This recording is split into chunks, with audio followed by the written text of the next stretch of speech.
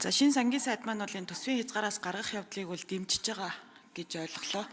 За хотын удирдлагын асуудал дээр энэ сэлб дид төв гээд энэ төсөл бол нодлонгийн төсөвт 500 гаруй тэрбум төгрөгөөр газар чөлөөлсөн байдаг.